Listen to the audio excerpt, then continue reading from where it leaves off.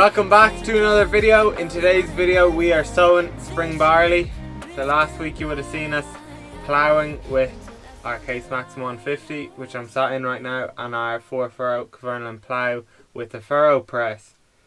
So we did that, and then we sowed yesterday, which was the 20th of March. And I don't know if you can see it in the video, but the tractor is still hooked up to the ERTH AGRISEEDER, which is what we used to sow it. And I did give the tractor a wash after ploughing and after hauling a bit more dung, but it's good and dusty out there, so it's dirty again. But it all went pretty well. All we did to the ground was ploughed it with the furrow press, then it was packed with the levelling boards, or the paddles, whatever you want to call them, and that levelled it off quite well. But ground was just tight, just the field that we were in, there's quite a bit of clay in the soil. It goes hard and kind of compact. So then I went in with the X-Press on Wednesday night and I disked it, and it lifted the ground back up and left it lovely for sowing. So you would have already seen me disking before this bit of talking, just the quick POV of what it looked like from in the cab. And then in the drone footage of sowing, you'll see the ridges that the X-Press left. It's kind of just on the edge with the new discs on it now. It kind of leaves a sharper edge, so it looked a bit weird with the sower, because obviously my dad was sowing it up and down, so every time he'd drag a bit up and drag a bit down, so it made the line look very squiggly. But I can assure you I was driving very straight. But it all looks pretty good. The proof will be in the pudding now on how it germinates. Instead of me just boring you with a load of talking, we're going to go and we'll look at the drone footage of sowing the barley there yesterday. In the drone footage, it's our Case Maxxum 150 pulling the 3-metre ERTH AGRISEEDER, and we're sowing spring barley. The variety is Florence.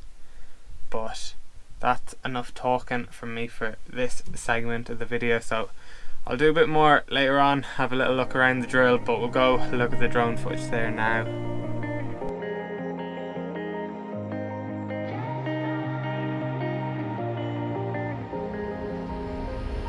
When I'm blue, I think of you in your eyes, how they look at mine, so kinda like that. You slow down time and everything's just fine.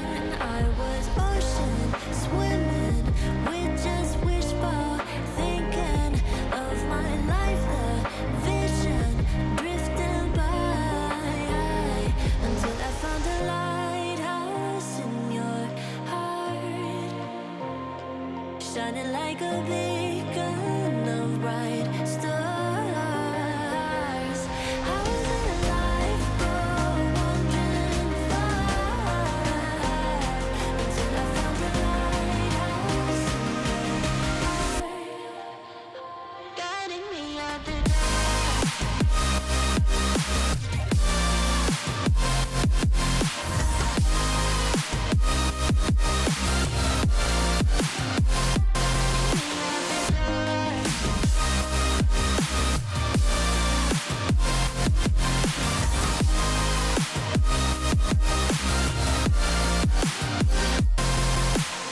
When I'm scared, I send a flare and you're here in a flash.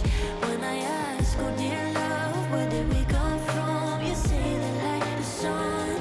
I had the will and mission, but the wrong position. I was hoping, praying for a sign, until I found a lighthouse in your heart, shining like a beacon of bright stars. I was in a life wandering far, until I found a lighthouse in your heart, guiding me out the dark. Guiding me out the dark.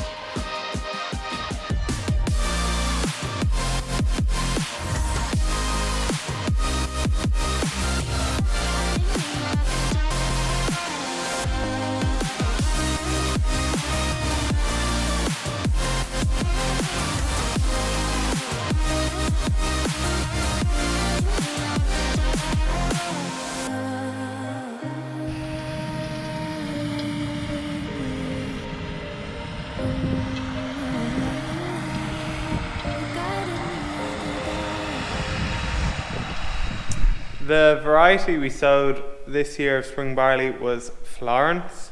So last year we sowed Geraldine and we just weren't incredibly happy with it. It did us all right last year. It was a bad year really for spring barley, and this year we're in over a month earlier. We didn't sow till I think it was the 22nd of April last year, and we sowed on the 20th of March this year, and conditions were, I'd say, better this year than they were last year, and we're a month earlier, so that's exactly what you want to be looking for. It's not crazy early to be sowing spring barley. It's probably about normal time. I've definitely seen barley in earlier, but hopefully it'll get going here soon.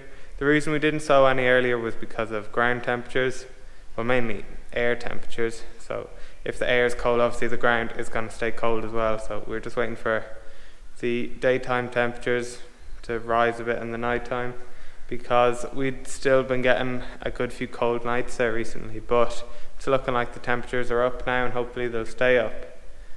And just behind me here we have the ERTH AGRISEEDER.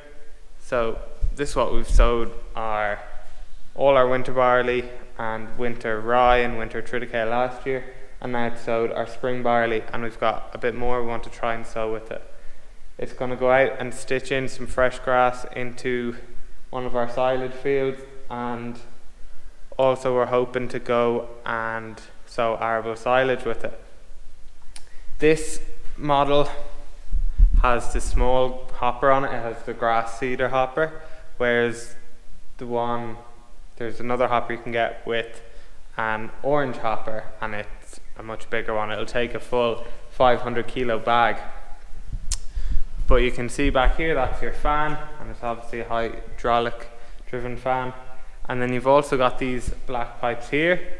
So what these can be used for is the likes of slug pellets, or what we're thinking is when we're doing arable silage, is the barley, the peas and the oats will go down through the discs into the ground, and then the grass seed will just be broadcast over the top with them, and those tines should do enough just to tickle them in a little bit.